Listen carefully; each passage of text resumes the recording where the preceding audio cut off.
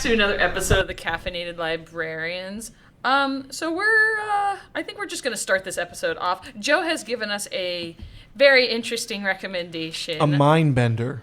Yes, a lot of things. Mind bender, mind melter, mind flyer even. Yeah, Yes. really.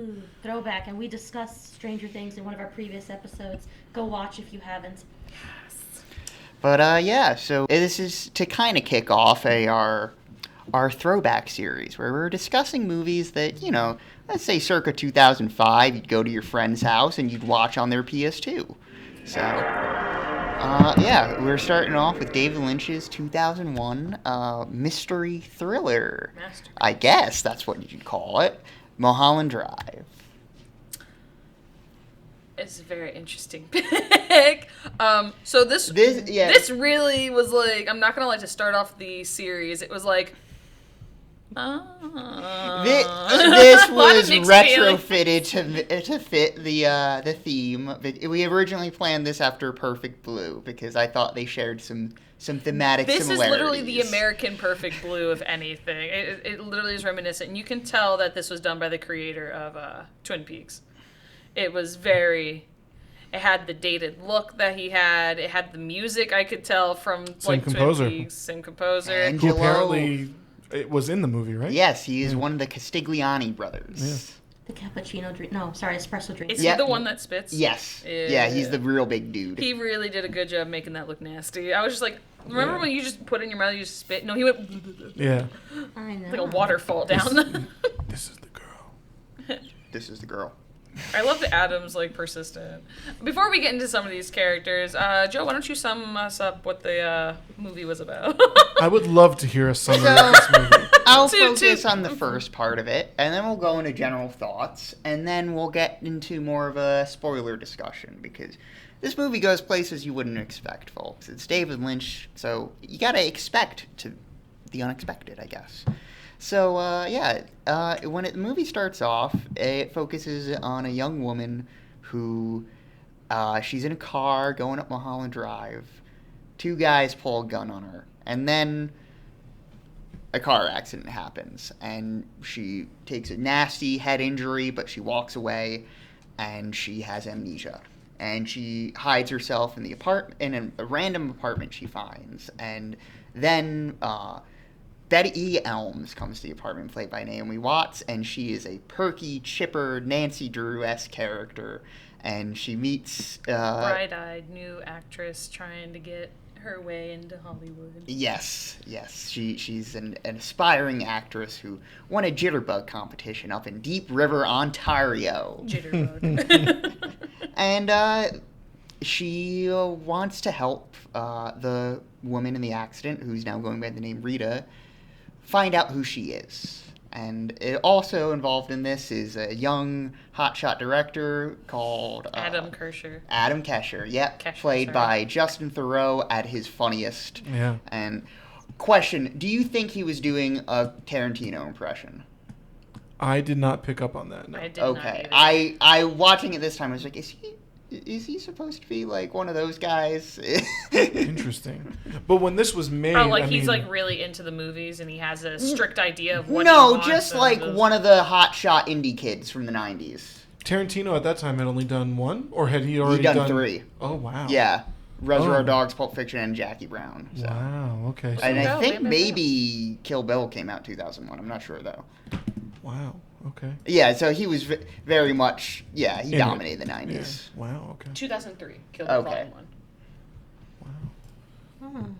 See, it's funny, and maybe, I don't know, I wanted to kind of give my opinion about how I felt overall about the scenes that we do see, because it had a very dreamlike quality, the entire movie. Yes. And especially, moments where the tension is really high. I mean, not much is happening in the scene, but you still have a lot of tension. I was thinking about the scene, this is probably jumping ahead a little too much, but with Beth and is it Beth or Betty? Betty. Sorry, why did I call her Beth? Betty. You were thinking about Stranger Things. Betty.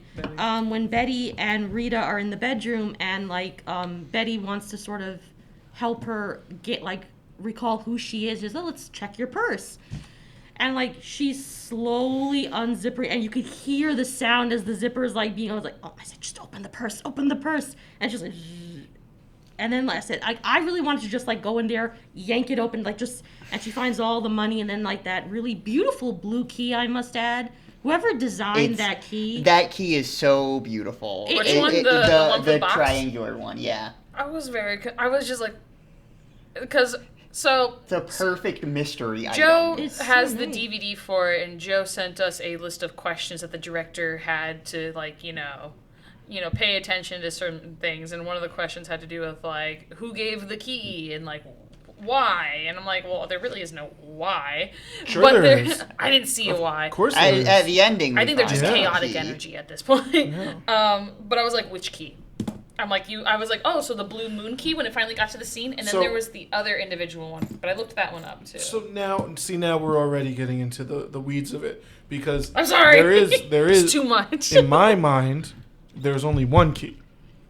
One real key. Mm. The other key is not a real thing. Yeah. So when I looked up the blue key, like I was like, well, the key I want to was make sure I'm like. not like putting my hand in the way. of the camera. So if you remember, like when they go back to during the, I think we're just gonna get into spoiler territory here. Let's just give Okay. general thoughts. Sorry, first. I'll hold What- on. what I'm do- sorry. What do we all That's think? why I said I think I've got we would get manic into it too notes much. over here. All right, so I'll hold off on my other thought about what we're actually viewing in the film. Maybe I'll save that toward the end about how I interpreted what we're seeing. I'll save that for the end then. But as you can tell, this is a film that loves to blur the lines between dreams and reality. And Yes. maybe even erases the lines altogether. Yes. Are there any lines? How many lines were there? I don't know. So, general thoughts. Am I in the line now? Oh my goodness. I was intrigued the entire time. Mm-hmm. I was into it the entire time. There were this is gonna sound terrible because you guys. There were certain scenes I liked more than others, but I don't mean it in a creepy way. I mean it in a strictly film way. The scene in the diner when I don't know his name in the movie, but Jimmy Barrett from Mad Men. Yes, Patrick Fischler, one of our best character actors. When he's talking to the detective, and what's ironic is this was a scene you warned us about. This was a scene that you told us exactly what was going to happen, like weeks before we went. Maybe not weeks, a week before. They tell you in the scene itself exactly what will happen. Yeah. And I was so into that scene. And when he is walking around the corner and that thing jumps out, not even jumps out, just steps out gently. He's sort of just slides out and slides back I think maybe they're like on a dolly and that's how they're moving. They just do it so well. Yeah. But that was a really nice scene. They're just smiling. Because it's not much is happening in the diner scene. It's very I don't want to say like almost static, if that's the correct term. And like but it's so natural. Like even when the actor who's talking about the dream that he has, like you almost feel his embarrassed when he says like, I don't know if I should. And I didn't realize the other guy was a cop. I kind of thought that's what he was. Get that, at all. Yeah. But when he says like it's kind of embarrassing, I told him, just tell me anyway. He says, well, I've dreamt of this place. How do we know he's a cop? See, I don't. Yeah, where did we get that he was a cop? I kind of I don't got know who from that guy is. Yeah. Well, Which one? The one talking the other to him guy in at the diner. Well, yeah. I kind of got it because of his demeanor, like the way he sort of carries himself, and almost like the way his coat was big, right? Okay. Detectives always have big When coats. I was Probably. watching it, I was just like, is this Very his stereotypical. therapist? Is this his friend? Who is this? because man? they were very What is the detached.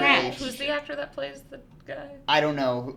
Patrick Fischler is the main guy in the scene. I don't know who plays the other guy. Because they're very detached. It's almost like I kind of took it of, okay, we've had this major accident, now they're interviewing like for possible witnesses. That's how I took the scene. Because it's almost like an interrogation, only they're in a diner it feels like, setting. it's like, what information you gotta tell me? Yeah, And, so yeah. Also, I just want to note that diner is in like every LA movie ever. It's in Big Lebowski. Was that Pulp Fiction diner too? It's not the Pulp Fiction It's diner. not? Oh, okay. But it's in a lot of movies. 'Cause I'm pretty sure it's in Licorice Pizza. Oh. Let's go. It's everywhere. It instantly reminded me of Pulp Fiction in the scene at the beginning where they're talking. Well, you don't like Pulp Fiction? I like Pulp Fiction. No, I was laughing. Sorry. Oh, I thought you were like, ew. I thought No, you said I ew. like the diner a lot. But about that scene, what I really, really like is the big dramatic reveal of whatever that thing was coming out around the corner. Like, And just faints. Lynch cuts the sound. Yeah. Yeah. And you don't expect that. And it was almost like because he cut the sound, it was almost like you felt suffocated. I really There's a lot of really good sound design in this. Yeah. What I like too is that there are moments when the view you get, it's almost like when Betty is exploring the apartment. With some of the shots, it's almost like you're exploring it with her Oh, yeah. at Yes. points. That was a note I made. So scenery. I did like that because like at certain points I was expecting like what's behind the corner. Like at one point the character looks out into a hallway but she doesn't explore it further, and I'm like, why did you do that? Like there could be some, like she just stops and then just continues on like another sort of like exploration of and the apartment was very beautiful too. But there were a lot of those nice moments, and even like going back to the diner scene, because it is very impressive where it's minimal dialogue, but it was done so naturally. Like the way the guy talks, you can almost see it's like, it didn't seem like a script at that point. There's one phrase I think about a lot from that scene where he's just like, there's a man out back. He's the one doing it. And it's just like, what is it? Why? See, I must It's admit so that- You still don't even know tantalizing. what it's doing. Yeah, but that was a very weird like moment. Like when the guy jumped out. I loved when he fainted. Yeah, but It's I like, love. why are you fainting? But I love when he says like, in my dream you're standing there. And I love the moment where the guy says, I'm just gonna get up, and all of a sudden the guy stops, turns, Standing right and the there. guy is right there where he said, that's where I was like, oh my god, this is so good. Because the look that he gives, he says, let's go. So you almost don't know, like, then I thought, oh, is he dreaming now? Like, I had many of those moments where it's like, is this a dream? Like, is this really like, that's like sort of the beauty of the film, although there were a lot, like, I'd have to watch this a second time. Definitely. Because the 100%. first time viewing, like, I know I missed a lot. Yeah. That's probably very important. Yeah, I think I would go back a second time and Yeah. really like. But without my mom Yeah. or dad. Yeah. Just don't watch this with people who have you have a hard time watching things with. Yes. Yeah. Just Awkwardness. FYI. If you wanna, this is an adult film. Do you have initial thoughts, Amanda? I loved it. I loved everything about it. At first, I thought, because I held off because I didn't have the time, because I saw it was like a 2.5 hour movie, and I was like, shoot. Sorry, I'm trying to censor my language because I'm so that's how intense I am. I want to curse. That's like I get so excited about this movie now. I'm glad Joe was correct that this is definitely like right up my alley. So it's like in the beginning I thought it felt very like fake, and it's like, you know, the way she acted, like Naomi Watts' character was coming off the plane. I was like, the dialogue feels so like, I love the like, weird dubbing in that scene. It's Yeah. all just a little it off. feels and like a you're family you're show, looking at it like huh? guys kind of feel, and I was like, oh, I hate that kind. And I'm like, it felt very sitcom-y almost, and you're just like, but then I realized as I kept going on that it started getting a little bit more like, you know, intense with everything. Yeah. I think that it was definitely hard towards the end, especially with a lot of the time jumps going on, like especially later on. That was something I noted. I was like, there's a lot of these like weird like jumps in time or something going on between like certain scenes meshing with Yeah. other ones, and But now that you know how it ends, do you think that stuff is done intentionally? oh yeah, no, Okay, hands down, because hands I would say down. the dialogue at the beginning is 100% yeah, no, it intentional. makes sense. Yeah. The But like jumps when you're are 100% starting the movie, intentional. it feels like you're like, oh, this feels like really fake, and this looks like one of those movies that like, Yeah. like a student like getting like a first time actor. But that's exactly what she is. She's a first time actress, like, you know, making it big, and so you're not going to be like amazing just yet. But Yeah. you know, that's how it felt. And those old people were really, really creepy, really off-putting. David Lynch did a good job of making certain scenes make you feel really uncomfortable. But I was trying to understand what the point, like honestly, legit, when I saw the old couple just like I have did figure this that one out. Joker clown smile, I was like, oh, they're off to murder someone. Or like, So or what's they- really cool, like I was yeah. like, what's the point? Like I was just sitting there, like besides terrifying me of like old people, but what do you think? I've got a theory on the Same old here. I'll people. hear yours first. And for our viewers, now is spoilers. Spoilers here be. We're getting into it now? Yeah. All right, Might as good. well, because Let's there's going to do be it. a lot to talk So about. I think late in the film, Betty becomes someone else. Betty becomes Diane Selwyn, who is a struggling actress who is massively depressed. And I believe that they are Diane's parents. In the opening scene, during like the weird jitterbug stuff, when you get images of Betty/Diane flashing with like the real harsh light on her, you see the older couple with her.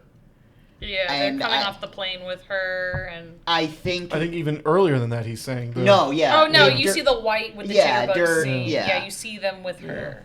And that's how I sort of take it. And at that moment, in a moment of extreme guilt, and they're haunting her. Yeah. So I do think that's part of it. I do think they represent more than just her parents, though. It's definitely like, because this film blurs the line of is Diane the real Betty, or is Betty the real Diane? Like, what's going on? Like, who's the real person here? Because at some point you start to piece together and get pieces of, I guess, what would have been like Diane's life, and then you have a separate entity who was Betty. And it feels like a movie when Betty is on the screen because she's a character. As Joe said, she's got this Nancy Drew-like character. It almost feels like it's written. That's just how it's supposed to be. Her responses are all like, very, not generic, I would say, but like, they're written in a way where it's not reality, it feels like. It's written as if you're watching someone film a movie. That's basically what it is. That's why it has a bit of fakeness to it. A shocking amount of depth, even if she is No, the I artifice. believe so too. Yeah. I think this is her Hollywood story this is Diane's Hollywood story from her perspective, or like how she wanted it to be in a sense. Right. And when the old people come back at the end as these tiny little guys, first of all, that freaked me out. I was like, oh God, what is that? They're just like, yeah, come through the door. I'm like, what is that? And they grow bigger. I think it's like, it is her parents. It might be representatory. I don't think they're really her parents. Like no, I don't think really, her parents no. are tiny people I think crawling they're under working the door. for whatever They that could thing is. be. I think they're working for whatever that thing is as a way to like haunt her, in a sense of like, this was her past innocence of the jitterbug days and like, when she moved to LA. But when you see Diane's life and how bad that it went, and the fact that, you create these realities for yourself sometimes where you're like, this is how I think things should have been. Like her breakup with Camilla. Was it Camille or Camilla? Camilla Rhodes. Her breakup with Camilla, or like she thought she probably had a relationship with Camilla, and Camilla was like, whatever, you were just like, a fling, and I'm just trying to help you. Yeah. Like big sister thing kind of feeling. And I think she had feelings, and they were a little too strong. And because of that, she got into this really dark, depressive, obsessive love for Camilla. And Camilla was like, nah, I'm going to go over here and be with Adam and be in all his movies. And every other person that walked by. Yeah, and she was in all her movies, they said that Diane was in all of Camilla's movies because Camilla always got a role for her. And so she had to see that firsthand, like the romance grow. And then she gets like, the invite to I think that the parents represented the innocence of what the beginning was. And now that it's come back to eat her, she's a starlet. This is like the downfall of a star, of a up-and-coming star. It's, it's very much, as Joe said, it's very much like Perfect Blue in the sense that you have the expectations and the dream aspect of like what should have been, but then it falls down, and this is now what it is. Yeah. And so I also, sorry. I think Simona and I are kind of on the same wavelength for the most part. I think we interpreted the beginning as the dream sequence, and then the end was kind of like what actually happened. Yeah. Now, parts of the dream sequence probably really did happen. I believe that. Yeah, that's the most popular interpretation of a dream becoming reality. Yeah. I think that she probably did come to LA. She probably did stay with her Aunt Rose and everything like that. She met Camilla and everything like that and all that stuff. I thought it was a dream when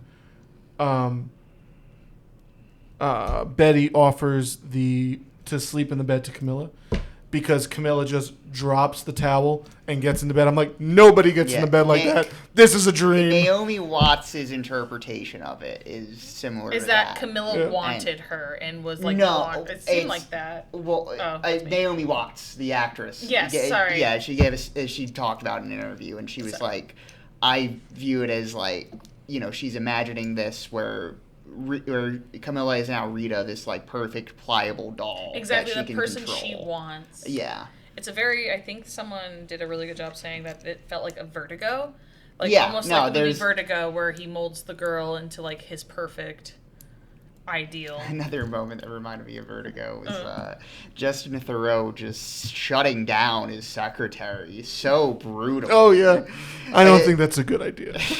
It reminded me of in Vertigo, Jimmy Stewart with his friend in that movie who's like an artist or whatever, and she's constantly coming on to him, and he's just like, no. He's like, I'm good. But she wasn't even subtle. She was just like, you could come over and you don't know what you're missing. And he's like, yeah, all right, whatever. He should have. His wife was with Billy Ray at that point. Like, yeah, what a that random, was the best random scene. thing. First off, he carries in the beginning. I thought it was the best thing. He already became like my favorite character. He had just had. I thought he was walking with a cane, but then I forgot it's a golf club. Yeah. And I'm like, does he just go walking around with a golf club? I thought literally when he got into the scene with like, what was her name? Lorraine, his wife Lorraine. First off, she's a biatch. I was like, wow, you're gonna turn the tables and make him get out of his house? What? She was so like angry at him, and I'm like, why are you angry? He interrupted. I felt for him. I was like, why are you angry? I root for Adam Kesher's downfall. He's so funny to see flail. I love how he went about it too. He was just so quiet. And he just left. And she's like, what are you doing? What are you doing? And I'm like, why are you concerned with what he's doing? I'm like, what are you doing? I'm like over here mad for him. And he's just like, I'm just going to take her jewelry. She's like, where are you going with that? And she's going to take her time. And he just pours the paint. I was like, I thought he was going to take the like golf club. I'm like, where's that golf club you have? I love that even though Billy Ray's role was so small, you get the sense he's like some sort of guru. He's like, maybe you heard him. It was my favorite line. Forget you ever saw it. It's better this way. Yeah. That's pretty much like, I feel like sums up the film in a sense too. It's like, forget you ever saw this. It's better this way. But like, he was the chillest cheat on guy I've ever seen in a movie. Like, she was like, I go, what is he doing? He's like, maybe he's really hurt by this. And she's like, I'm like, yeah, maybe he is. I was like, he punched him in the face, to be fair, too, because he dumped all that paint on her jewelry, which she deserved. I was like, wow, that's light punishment. Another great sound design bit in the movie, during the Hitman scene, when he's fighting with the woman, and all of a sudden she screams, and it's like weird and distorted. It's a weird scream, Yeah. That was a funny scene, terrifying bit. He just shot through the wall, and all you hear is, ow! I got bit. He was such a bad It's guy. funny. It's like, it's such a comical scene. Although terrible things are happening, you just can't help but like, am I meant to laugh? Oh yeah, no, it's set up like slapstick. It's like, just too funny. And his reactions every time are just like, oh man. That was the best part, was he was just like, it's like he knew he messed up. He was like, oh. Yeah. So, small detail, I don't know if you caught it, you both caught it. So, the assassin in the beginning of the movie has heterochromia. He has two different colored eyes. I did notice that. Did you notice that? Because at the end, he didn't have it. Oh, I didn't notice that. I didn't know. I looked at his eyes and I was like, hold on. I literally, like, when it was supposed to be like a 2.5 hour turned into like 4 hours for me. I was like pausing, like, hold on. I did not even notice. Then again, Yeah, he comes back later when it's Diane and she's talking to him, giving him the picture to like kill Camilla. Oh. That's where the blue key, his blue key, comes in. It's like a call card. It's like he gives it back to her when like the job is done, I feel like. Yeah. Or maybe he gave That's exactly what it was. Yeah. I don't know. Camilla didn't die, but that was my first thought of the movie. I was like, are they... Did die. Yeah. Did she die? She hired the hitman, and the key appeared back at. Yeah, like I had. Oh, I thought when she got the key... Oh, that's right. Oh, that was the very end, too. Yeah. Oh, crap. That's when she's It's kind of a loose end in a sense, though, pleasuring because you don't herself. see it. I mean, why would... Violence. I mean, who wouldn't... I mean, she doesn't see it, so why do we have to see it? Well- We see the key. That's all we have to know. I need to know if it went down. We see the key. You know it That's went down. I want to exactly know what how it it went is. down. I want to know because that woman put her through so much grief. She didn't deserve to be murdered. Though. Well, No. can I, like, because Lou brought up, because I don't my know. whole thing about the dream sequence, because afterwards and really thinking on it, basically for the most part, what we're seeing, I do believe it's a dream that Betty has concocted, because even, like, and I just realized this now, even the way she dresses changes as the film progresses. She goes from more conservative, she changes. Innocent. Yeah, and I think that's probably because I believe that Betty sort of concocted this dream where she's this starlet, just got to LA. She meets this woman whom she can protect and shelter. There's this elaborate thing that, you know, Rita's being hunted down and like shady directors, lascivious old men. So she needs to protect her from this. So she styles herself as the heroine of her own film. And I love the cowboy guy because Make fun of I that. wonder if he almost acts like, because I kind of thought this could be a dream / afterlife, like if he acts as an angel. Because like at one point, because throughout the sequence, like her relationship with Rita is a lot more beautiful than it probably ever was in real life. Because at least in the dream sequence, there's mutual attraction for one another. In reality, and granted, we're seeing this reality through Diane's perspective, and she's fueled by rage and grief. So you don't know how much of Camilla's personality is. Was she really this temptress who just sort of used her for sex? Like, that's the Well, part that's you what's don't really interesting, know. too. Comment on that real quick. I don't know. Is that what we're supposed to? Is So that there's was that two. reality All I- supposed to be from Diana's point of view? Because I didn't get that. I got this is what happened. It feels like that, but it could be because There's a. Mhm. Oh, I'm sorry. You No, go ahead. There's a good section from the Criterion edition of it. Has a booklet, of course, and it has essays in it. And it was a good little. there's one where it says either section of the movie could, in fact, be read as a version of the other's reality. They constantly speak to each other as equal partners while simultaneously threatening to expose each other for what they are. It seems that with Mulholland Drive, Lynch has made the very notion of dream versus reality in an irrelevant opposition. As a result, the borderline between these two states has been reduced to a badly guarded checkpoint where no one seems to be stamping past. Well, that's what I was going to say, is that even when we're looking at what seems to be the reality, like the harsh reality of it, it's a good thing you brought up the cowboy, because he's seen 3 times. Yeah. And so it was an interesting interpretation I found that other people had, was that, and I think that's one of the more confusing theories, is the cowboy. Because when he talks to Kesher, he tells him, he was like, hopefully you don't have to see me again. Like, if you see me 3 times, you've been like a bad. So we, the audience, have seen him 3 times in the movie. So are we bad? And so also, No, Diane, you did that was- bad. I did bad.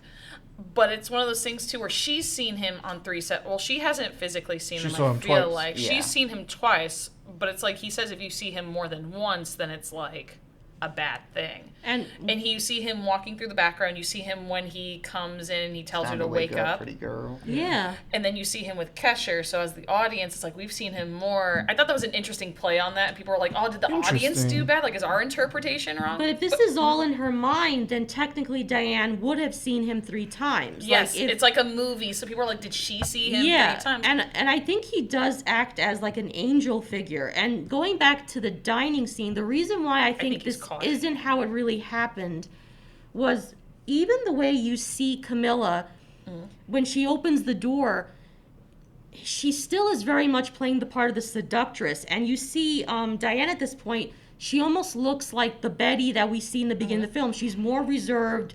She's sort of leaning away from her. And then Camilla smiles. She's, come, and they go through the trees, and she's leading her into this party. You see You think Adam's that it's going to be like a mom. nice little makeup Yeah. thing or something. But it's not. And But she's- even She's like, here's my engagement yeah, ring. but even when you see it, like when Diane is looking at Camilla and Adam, even the music, like she's crying, like she's I practically think like the scene in the part where Coco grabs her hand is really touching. yeah. That I don't know Yeah.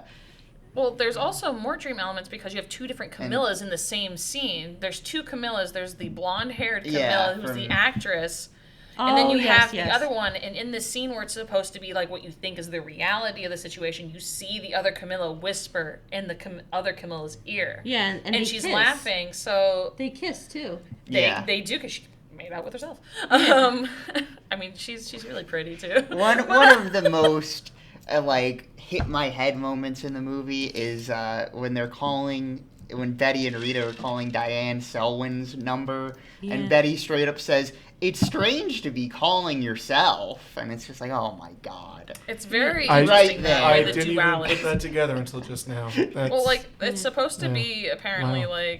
or not supposed to be, but I guess one interpretation of the two Camillas. There's too many names going on.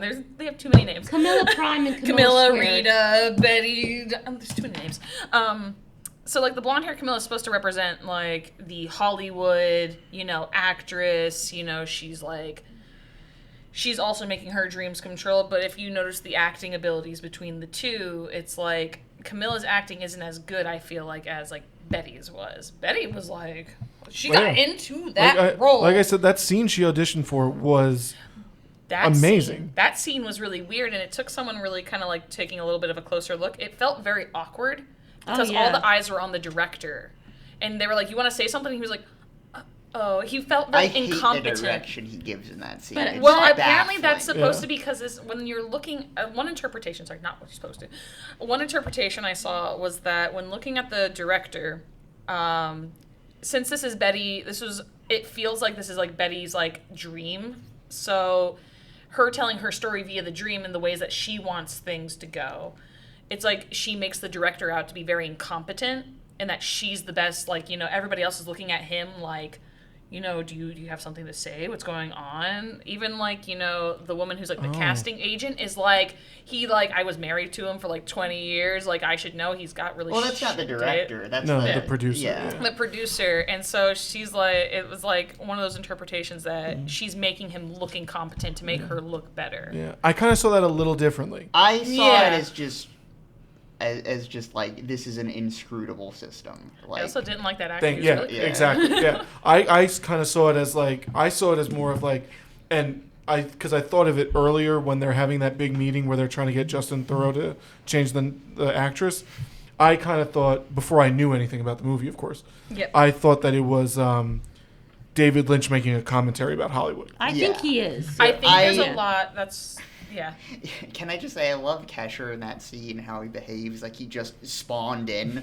Like, he's just sitting there confused, and he keeps repeating, "What's the photo for?" Those scenes were really weird, I'm not gonna lie. Oh no, the reality's ending.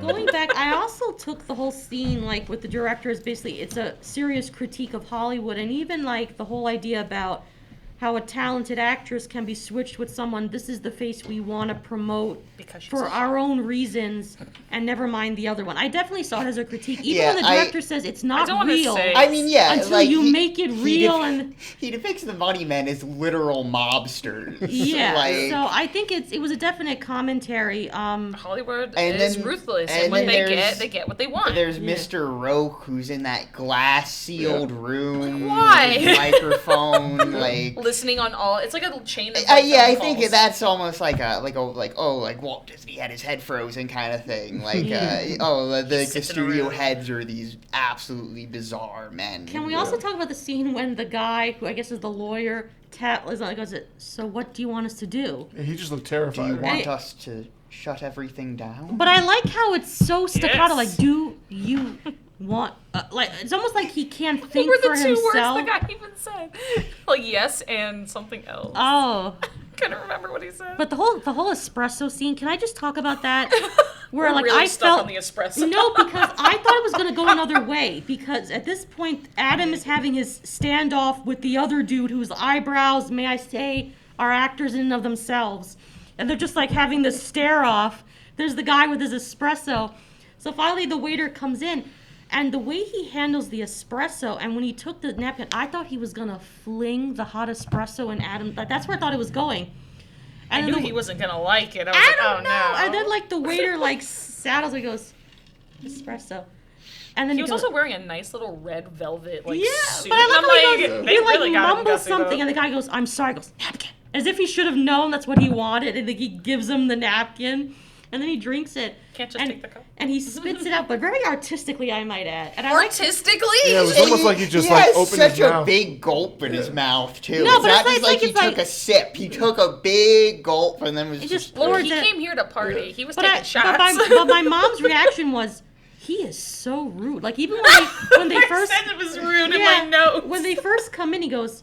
Because the guy says, "Oh, I'm so," and they just says, "Look, they're just like they are so rude. Not even." And I felt like saying, "Yeah, but I don't think that's what you want to say to them." Like legit, like I thought someone is gonna die after this meeting or whatever. No, it felt like a hit. Like, it's like, you're gonna cast this Yes. lady and you're gonna like it. No. But I do like it's like, what's the photo? And I feel like, will someone Camilla tell him what the Rose. photo is? Like, What does the one guy say to him about the espresso too?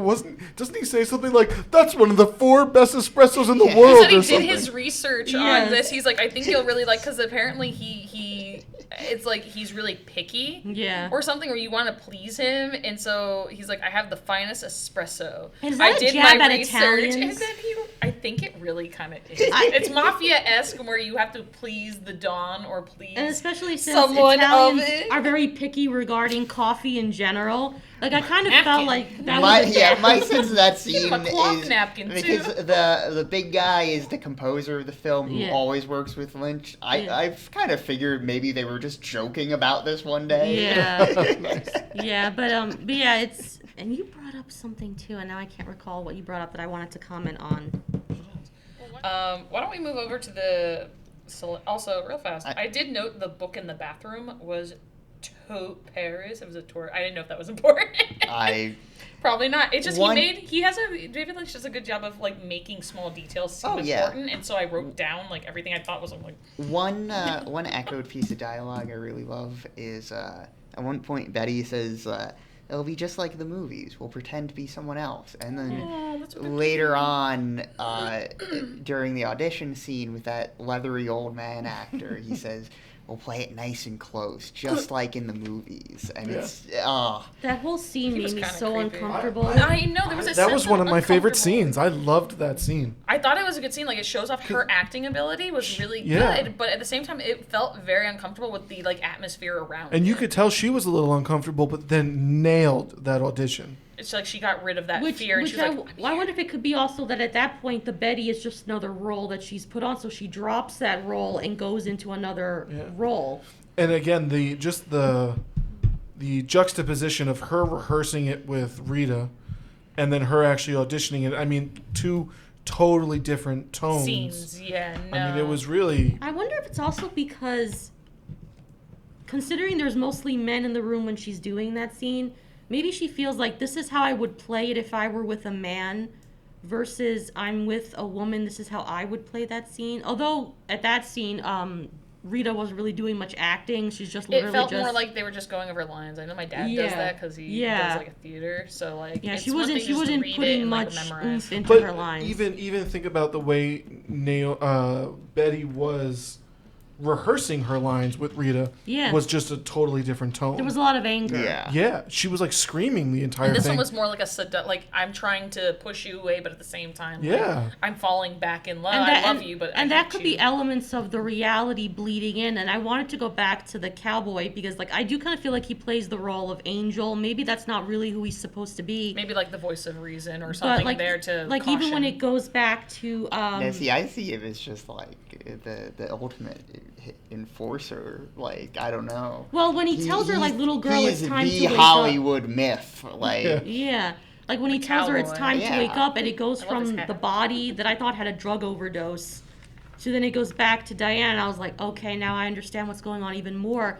Then Diane wakes up, and he tells her it's time to wake up, little girl. And that's where you see the red lampshade, by the way. yes. Also, did When you she notice the wakes up. body Yeah. because she's the dead body is like Her she face is is the all dead body. melted. But if you notice, like it was not cute. It was an interesting detail that the body starts off looking dead, and then you see life go back into the body. Like you don't see the rigor mortis like setting in. When? Oh. Oh, they do this thing with the lights where it's like Really? they kind of do this like kind of fade in, fade out kind of thing.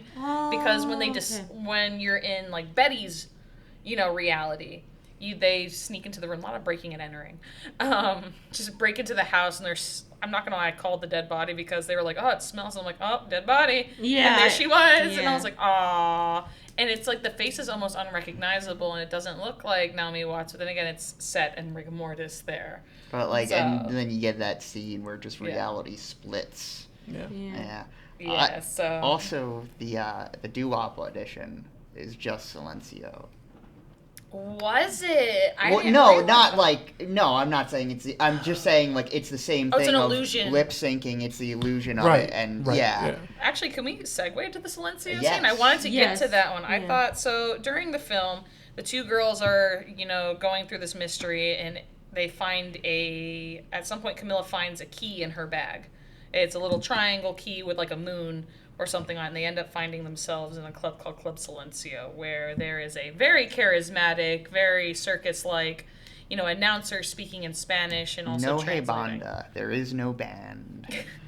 And he explains that everything in this show is an illusion and that it's all pre-recorded, and so Which obviously is significant to the movie. yes, so like it's very interesting to note that I don't know if it came after or before with the lightning, the thunder and lightning. He puts his hands Yeah, up, when thunder the and lightning. thunder comes, that's when Betty starts. Betty starts convulsing. seizing in her chair, and Yeah. you're So very what was confused. up with that? Because you said you had a theory about that. So Because I had no idea what. There was were up. a couple I think that's theories. just a visceral reaction, just.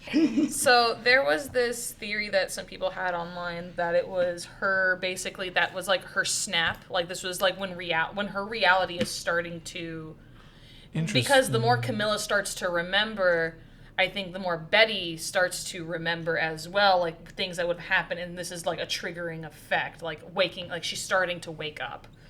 And so the thunder and lightning, I don't know if it's a fear-based induced, it's kind of that one's kind of vague on like why the thunder and lightning is so triggering. But she stops her and calms her down, and then we're presented with this singer. Rebecca Yeah. Del Rio. Who, So why are they crying when she's singing? So the song is Were you about... not?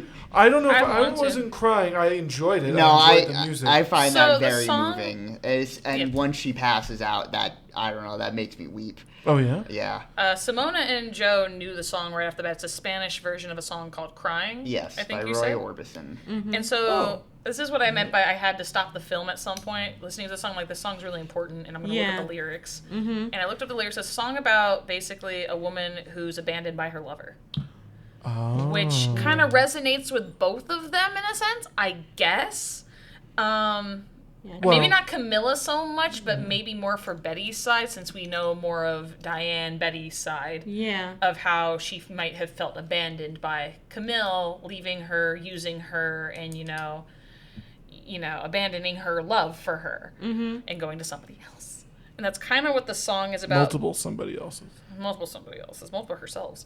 But then all of a sudden the singer dies almost towards the end of the song, and you I don't still know if she hear dies, but she passes out. she Yeah. passes out, dies, does something, and they're all like trying to wake her up, but the song still continues. So Yeah. what So she they're not really- trying to wake her up though. I mean, Yeah, no, they it's just part take of the her off act. stage, Yeah. yeah. True. So it's very interesting because it looked very real. Like she was very good at Also, lip-syncing. it's somehow I've seen this movie a lot. It's the first time I've noticed that the guy who introduces her is Cookie, Yeah. the landlord. Yeah. Oh, is it? Yeah. Oh, I didn't notice that. Yeah. I really love the scene where he tells really Adam, "They said you're maxed out at your bank." He's like, but I pay in cash. He said, well, it's my. What does he say? It's my duty to tell you, or something Yeah. like that. Yeah. Yeah, that whole scene, like I kind of like Very when interesting. you have the question about the Club Silencio, like There was a movie. what is felt, realized, and gathered at the Club Silencio, and I put emotions.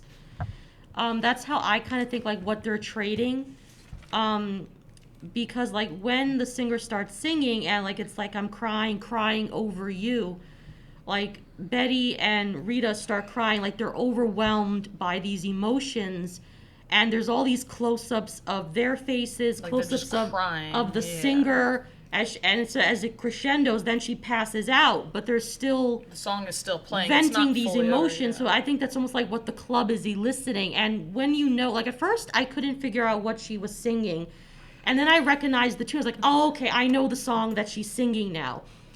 So when you understand that song, that these two have a history, it's almost like the club is also drawing that story out. But like, as I believe that this is Diane's way of like trying to get catharsis or trying to sort of overcome the guilt that she feels because she is culpable in what happened to Camilla. I think it's a way also of her own mind telling her, well, this is the reality that you're trying to hide. Like, it's another way of like trying to draw that out from her. And then can we talk about the figure with the blue wig? Yo, that was the weirdest thing that I saw. Because then it says Silencio, and that's how the film ends. Like, Silencio. I don't know what to make of her. Yeah, but I never have. She was she just kind of sat there in the podium and was just kind of like an onlooker who She's think us. she is the audience, and so there's not much to say. So, a note about the production of this film. Yes. It was originally made as a TV pilot for ABC. I can see it. Yes, and about 2 years, it wasn't picked up.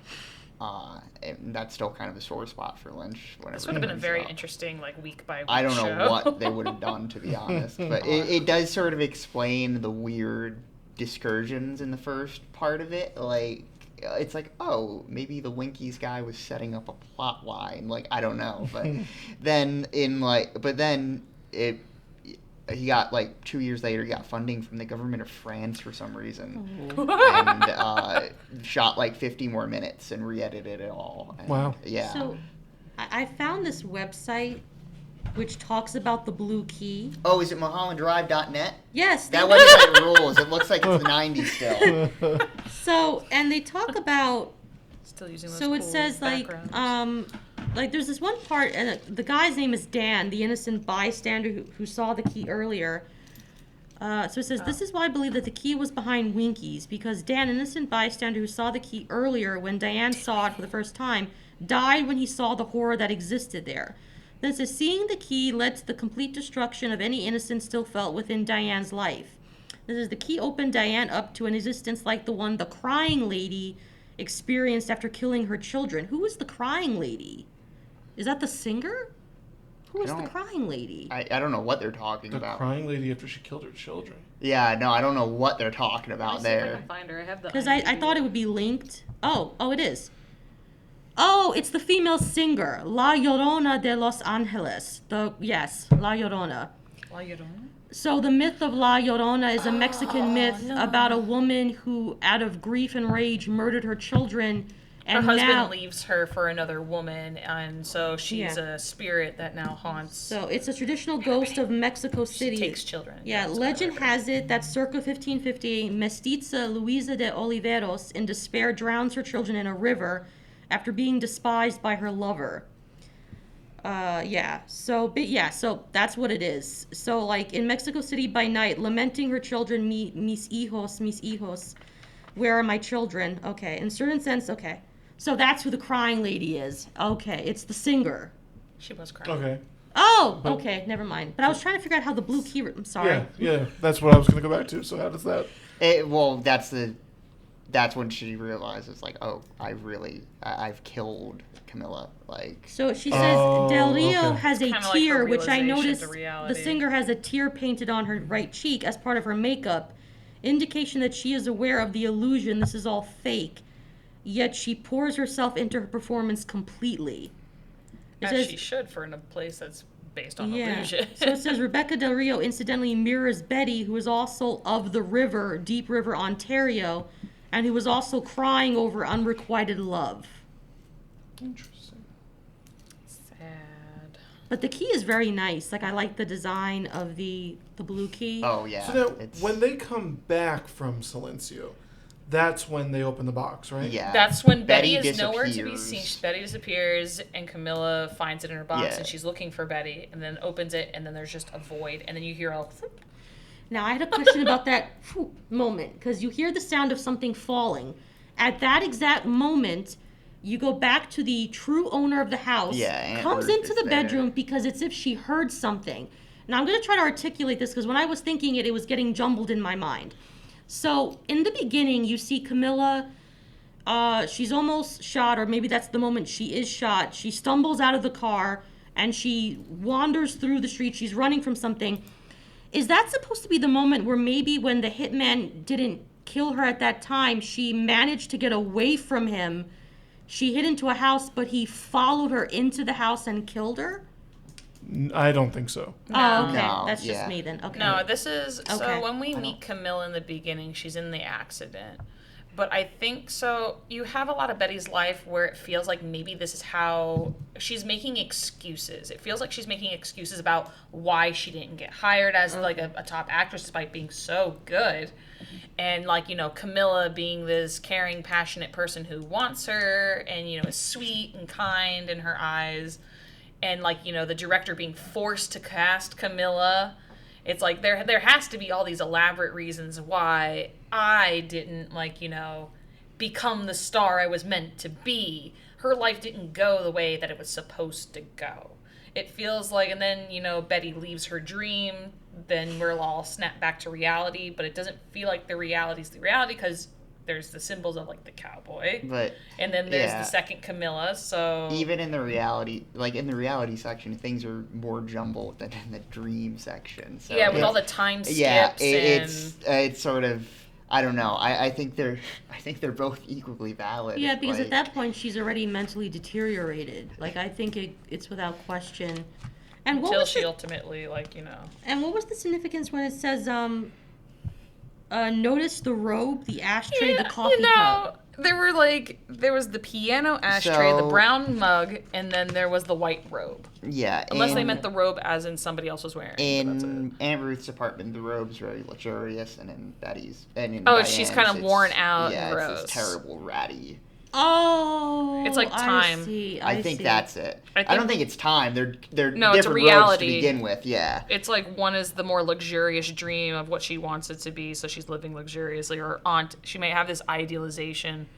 It's all ideals. It feels like idealization of her aunt, and like one of the questions is like, where is Aunt Ruth? And I'm like, so in the dream she says she's in Canada. In Canada doing movie work, but then when Camilla gets sucked into the box, Ruth comes back and looks into the room, and she notices her not there, and she just leaves. So don't they say like she dies or something? Yeah, at the party. Yeah. Oh, I didn't. Oh. I'm over here looking at little details and Coco, missing some dialogue. Yeah. Oh, oh, okay. So she did. Oh, okay.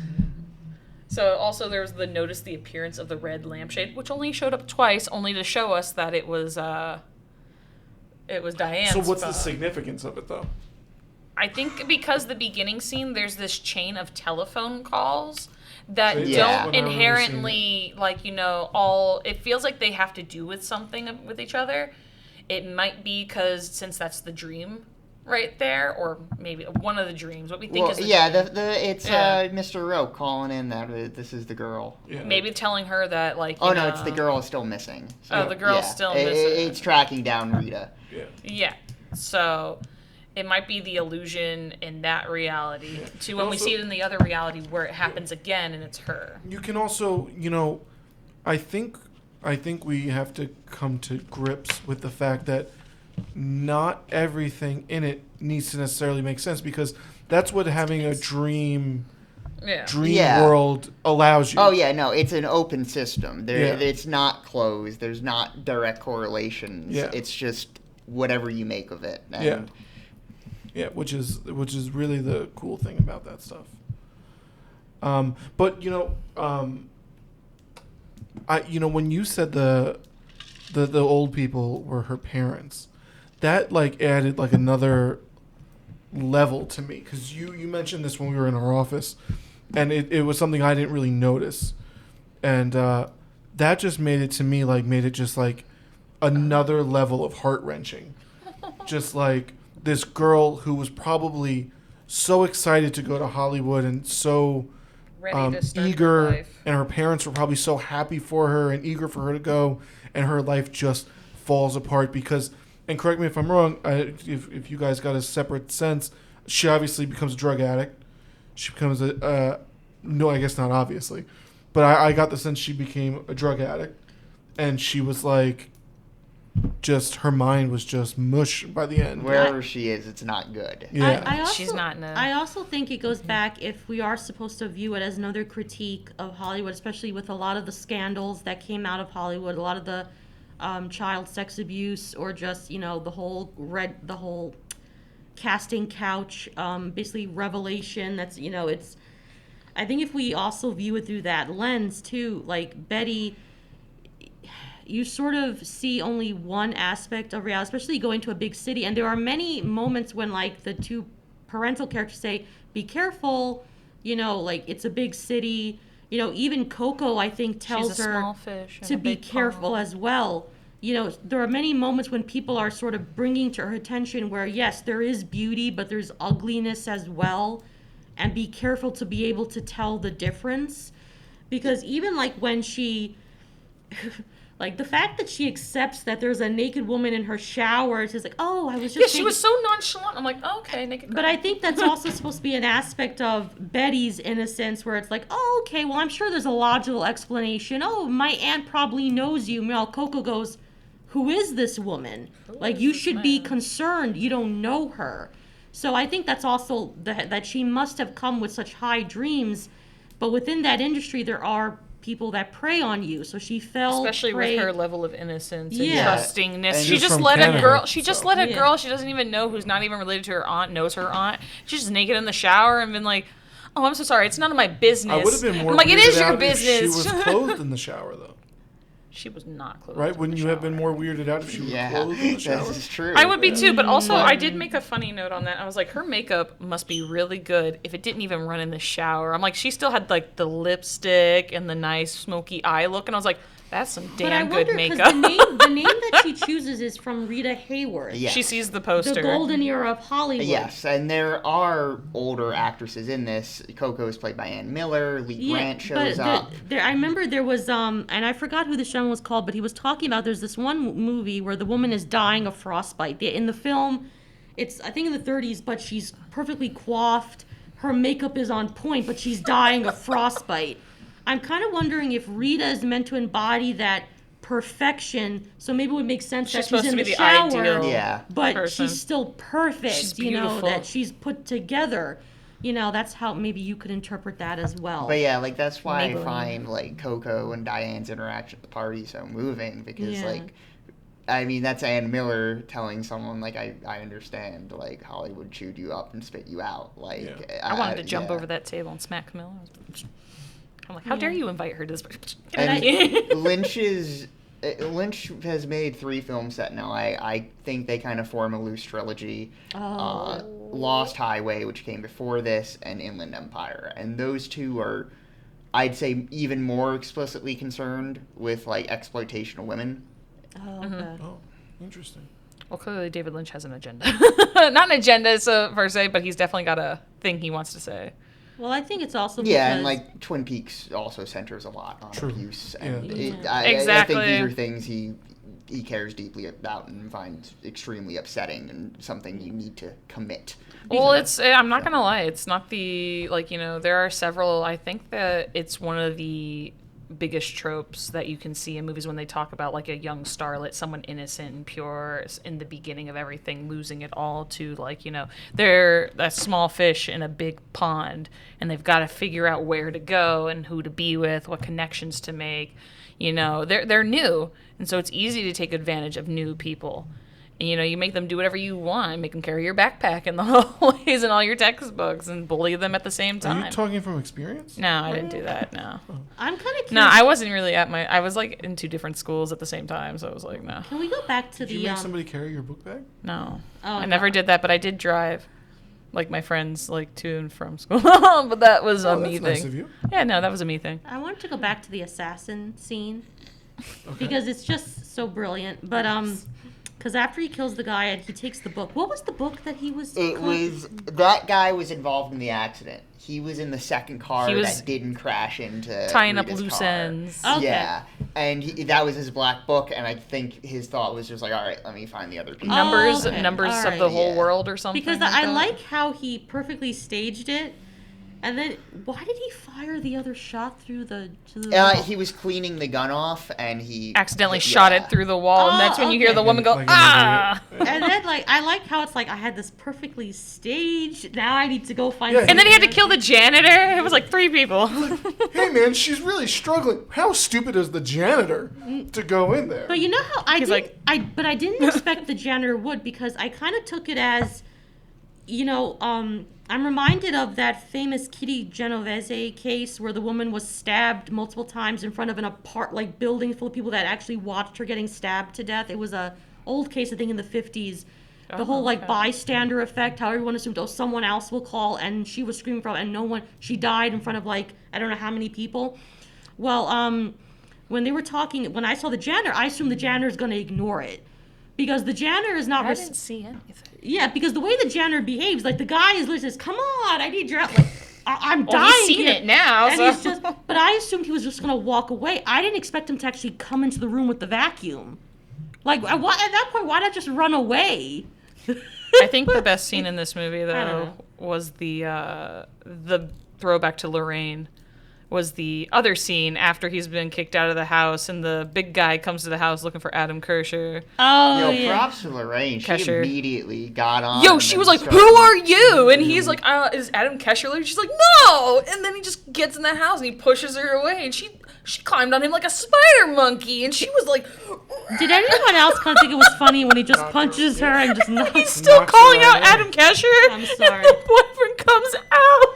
But I wonder if the design of the key, maybe it's not significant, but I wonder if there's any significance to the crescent moon and... I think it's otherworldly because moon's when you sleep, it's at night and maybe I don't know. There's a color therapy to this movie that's very different from other kinds of color therapy. He uses a lot of blue and he uses the reds, Wait, but reds color is more therapy? color therapy as in what is the meaning behind it or something. Not color therapy. Sorry, that's not Palette? Yes, he uses a different palette. Sorry. I was thinking therapy of not emotion, but it is emotion. But I think the red, they have the red bed sheets in the beginning, and you see a lot of red. Camilla And wears a lot of red, too. Camilla wears a lot of red. It's a dream. But then you have the blues, which are supposed to... It was weird. It was I was trying to understand the blue, because the blue really came out towards the silencio and them getting towards the box more. I don't know if that was supposed to represent death. Some people think Lynch that it was loves death. The color blue, and he usually uses it to signify something is unexplainable about this. Interesting. Oh. So maybe in it Twin is. Peaks, Hence the person's hair at the end? I is think blue. So, yeah. in And maybe Twin the box Peaks, itself. The FBI has a special designation for paranormal cases called Blue Rose, and Blue Velvet is awash with blue. As He you likes can to tell. experiment with the meanings of blue, which is very different from what we normally would interpret blue as meaning, like sad. And or I also something. wondered, too, when I was looking at the key that the assassin guy leaves, it's a very, regular key, but what I will notice is that the blue, it really stands out. It's a vibrant blue. I wonder if he could have achieved that with another color. blue.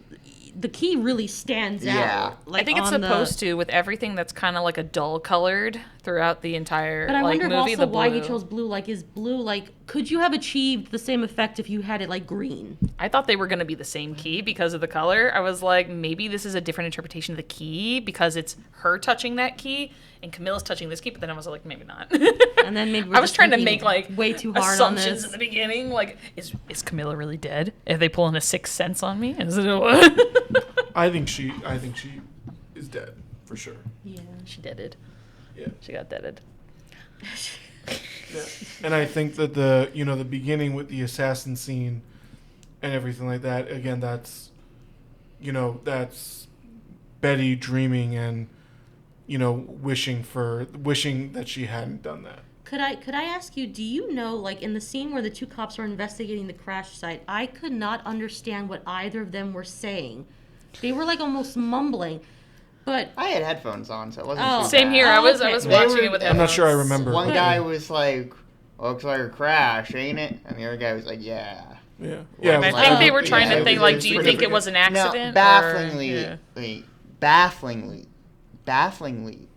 Is that how you say it? Bafflingly, yeah. Yeah, okay. It's an awkward word. Yeah, that got me there. Okay, but Robert Forster, who's one of the cops, receives like near top billing in the credits, and I never understand it. He's in the movie for about 30 seconds. Did they have to pay him a lot to get him in the I don't movie? know, but Maybe like that's then why. on the Blu-ray there's a deleted scene with him, and I'm like, What? oh, okay, maybe There's this a will deleted explain scene? it. The scene is also like 30 minutes, and it's just him in the police station answering a phone and being like, yep. Joe, we're missing Yeah. a vital piece of this movie. It's nonsense, and I'm just like, what happened? Why is he billed so highly? But I found it almost very callous, like the way they're talking. It's almost as if like there was like a loss of life, but like, and I felt so offended by that. Like I was sitting there like, They were so calm about shouldn't you it. be taking this a We've bit seen more it. seriously rather than like this is some minor inconvenience? And like, I feel like they were chatting about the weather. To be fair, though, it's like they've probably seen car crashes in their days. Like when you see cops on the scene, it's like not everyone's gonna like, unless like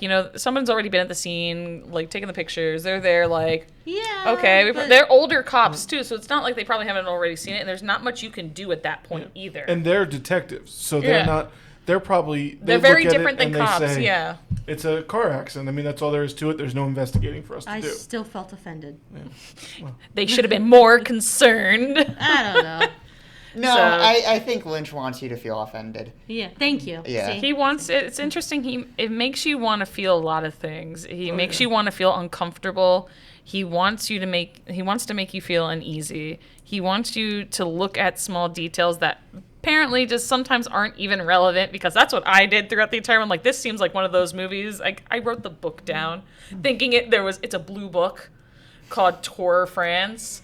And I was like, this is gonna have some significance. It might though. It might, and I don't know, but it feels like It probably does because he could have chosen any book. he could have chosen any book, But but it had to be a French book, it a French travel guide book. But didn't you say that the French I government? think that scene's probably in the pilot, though.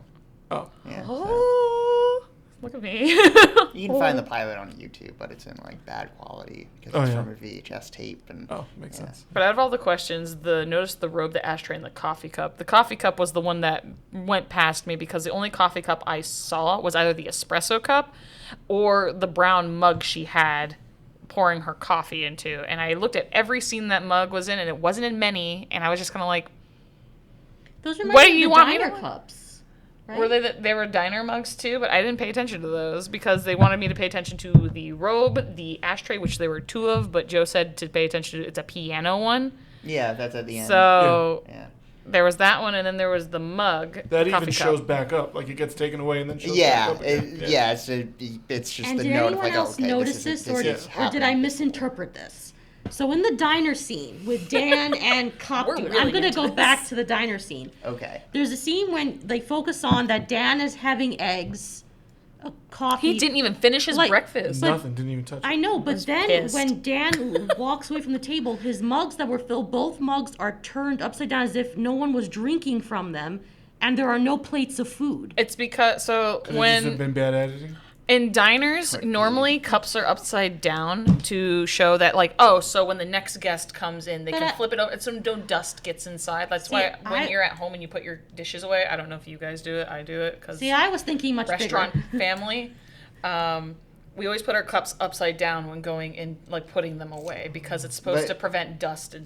Regardless, that is Sorry. a cool effect of just. But I thought it was Yeah. to signify that now it had shifted from reality to something else, because like the who plates would've disappear, finished? and you didn't see anyone take the plates away. It's almost as if he hadn't been sitting down and eating with anyone.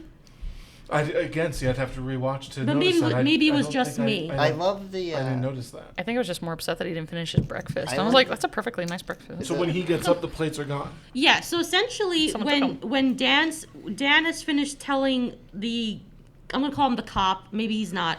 His dream. The cop says, "Okay, I'm gonna go pay."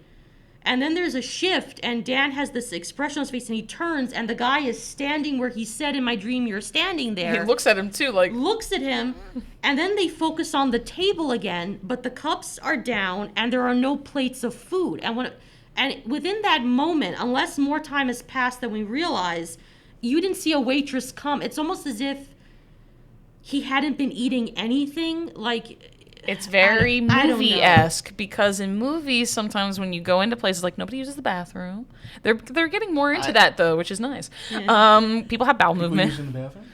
For a while, they wouldn't film people like there's no bathroom scenes. Like nobody goes to the bathroom. They're in their house, and they never like show them ever like. Why do you need to see that? You don't, but still, it's like if you want to get a sense of like normality, it's like so you've been sitting here for hours and you've never had to go to the bathroom.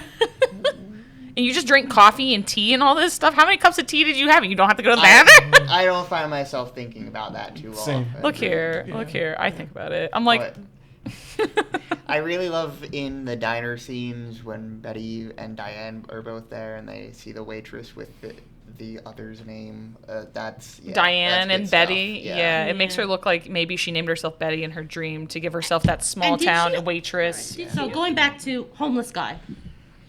So, if it is a dream Yes. and everything is significant, what the F was that thing? So I saw some He's theories the- online he's about the it one being. doing it. I don't know what that means. So some people think that he might just be like the embodiment of like not evil per se, not like evil as we would know evil, but like despair and everything like Yeah, wrong. And that was an interesting interpretation. But I Question felt for like you that was then. too I easy of an think interpretation. it's just the rot the system leaves behind. Maybe it's like the years and rot, and so Why were I like your interpretation of the parents? Why were her parents in its bag? then? that's why I Coming think out of that the it was like box. that's why I thought in the beginning. That's I don't why know. I think that when you see them, they're very uncomfortable. I think they're like a helper kind of aspect of it. I think that it doesn't work alone. I mean, okay. So, I don't know.